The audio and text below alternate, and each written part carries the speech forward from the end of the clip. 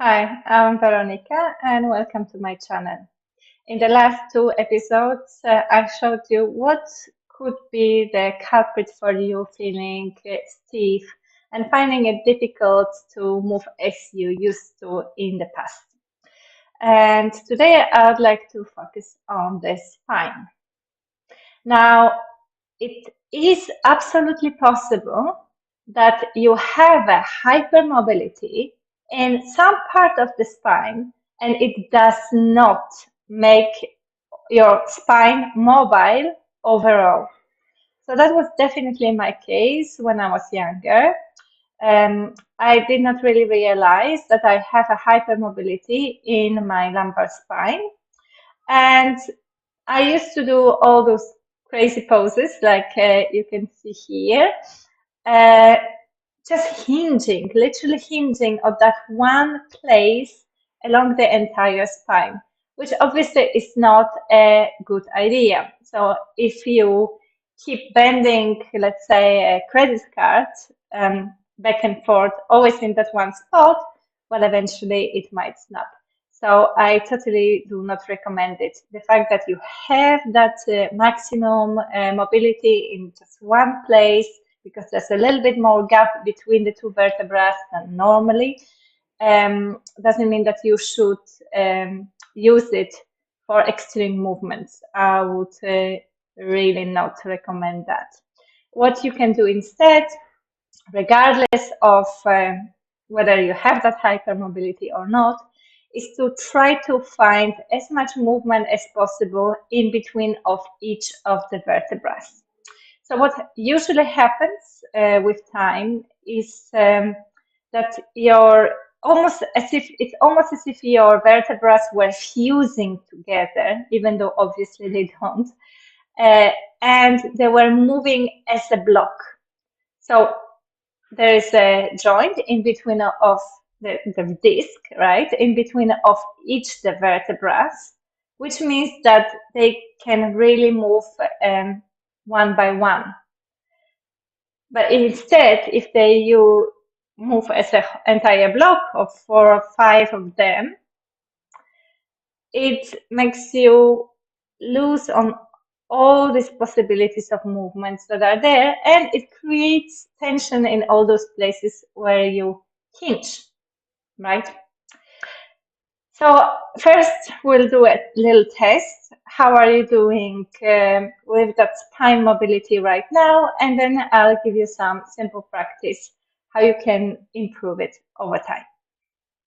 The easiest test to check the mobility of the spinal vertebrae is to roll down one vertebra at a time, and obviously roll up again. So what I suggest is not to rely on your felt sense, because you might have a feeling that you're really moving one vertebra at a time while you actually don't. So if you could film yourself just with your mobile and then watch it later, you will clearly see whether you're moving one vertebra at a time or the entire blocks of the spine moving together. So start by finding your central axis in some comfortable stance, and then begin with letting your chin drop towards the chest, and that's when you already start exposing the vertebrae of the cervical spine. You might even feel them one by one with your fingers. There will be one that sticks out more than the others. After that starts your thoracic spine. So if you really want this to happen, you have to start bending your knees and bending at your hips quite early on. And you could keep relying on the touch, or you could stay with the visualization of creating this space in between of each vertebra. So you're going gradually. You could let your arms actually hang completely, your head hang completely. And you're getting towards the vertebrae in your mid-back eventually. And if you really want to get to the vertebrae in the lower back, you would need to bend your knees much more and allow your torso to drop much more. That's when you're getting to those vertebrae in the lumbar spine and eventually all the way to the tail. Now, to reverse it, you keep your knees bent, you give your weight down through the feet, and you could imagine as if you're going through some lift. And you can imagine how your tail starts dropping down, and then above the tail, your lumbar spine starts moving. And then gradually, bit by bit, your knees are still bent, but less and less. You're getting to the thoracic spine.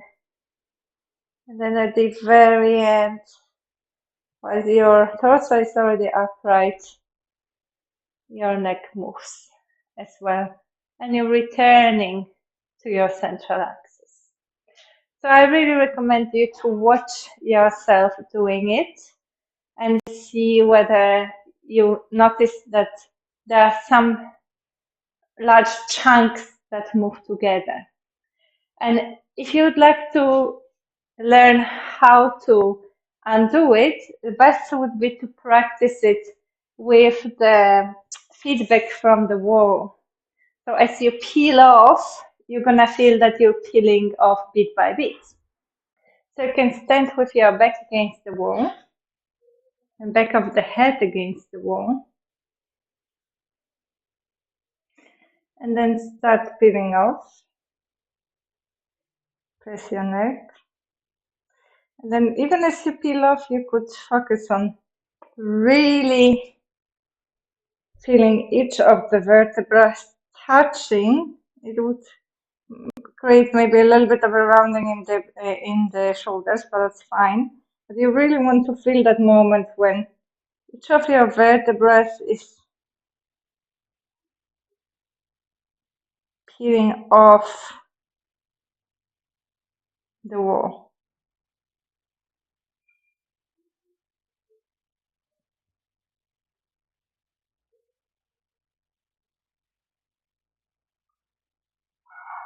And then peeling up. So it might work best actually for the vertebrae in the thoracic spine.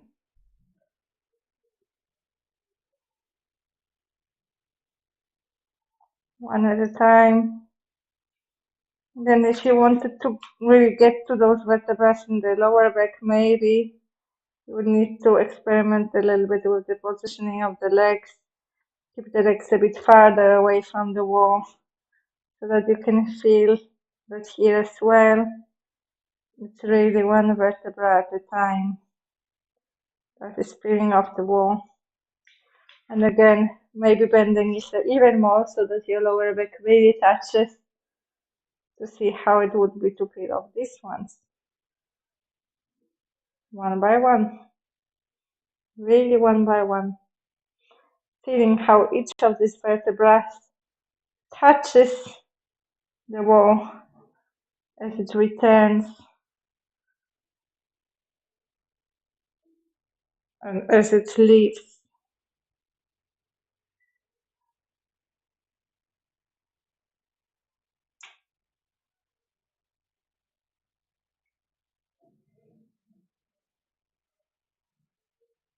The only part that goes together, that moves together, because those vertebrae really are fused, is your sacrum. So that is the best way to get the feedback from what really happens. And keep practicing to move them one by one, literally. You can also check whether you have the mobility of the spine moving sideways, and it's easiest to check it when you're on all fours. So you can move into all fours position, keeping the weight distributed evenly, trying not to push away, neither sink with all your weight into your joints. So try to keep the space in the elbows, and imagine that there's a thread from the top of the head all the way to the tail, and somebody very gently tugs at both ends so that you don't end up collapsing the spine downwards, but you're also not keeping an unnecessary tension in the upper body. So that's how we're going to start, that neutral place. Once you've got that, you can now focus entirely on the very end of the spine and your tail or tailbone, and try moving it very, very gently. So it's the gentlest movement possible to the right and to the left. Right, left, right, left. Very gentle movement, as if you're wagging your tail. So you're moving only that section of the spine now. And then if you wanted to add to that the lower back, now it's tail together with the sacrum and the lower back, and because of that the movement becomes much bigger and your pelvis visibly moves right and left. And if you wanted this movement to travel even higher, even farther, the torso joins in more visibly, and you might feel also that your shoulder starts moving too. Okay. So this is one of the movements you can try. But really my favorite is when you're trying to create a very even arch and with the entire spine. And the best is to use some of visualization for this one as well. So when you're in this neutral place, even weight over all four limbs, you imagine that you have a hook attached right in the center of your spine, and that hook pulls you upwards in a very even way. So the movement starts from the middle of the spine, and it's important that you're not adding to that something like moving your pelvis or contracting your abdomen or pushing away with the hands. None of that happens. The movement really starts from the spine, and the rest of the structure simply follows it. So it starts right from the center of the spine. The center of the spine starts reaching upwards, and because of that, everything that is up and down from the center starts gently cascading down, with your tail and head dropping at the very end of this movement. And then you can return to your neutral position. As usual, I really recommend that you record it and watch it later so that you get an idea whether this really happened in your body. The very similar thing you can do from the other side, imagining that hook is now attached somewhere at the bottom of your sternum, or just in the center of the spine, but from this side. So the movement starts not at the belly button, doesn't start where it would usually start, so somewhere from the lower back, it starts a bit higher up. And you're not going to your maximum ranges of movement, even though you could. So let's say if I wanted to, I could go all the way down like this. This is maximum bend I can get in the lower back, but I don't want it. I want this curve to be more even, with the tail and the head gently lifting at the end of this movement, and then returning to the center. So you can keep practicing with that. I hope that you enjoyed this video, and you can find a similar one that really helps you to increase the mobility of the spine here. And if you come in here because you do feel aches and pains in your back, somewhere along the spine, you can check my free audio first aid for pain and download it from my website for free here. I look forward to see you again.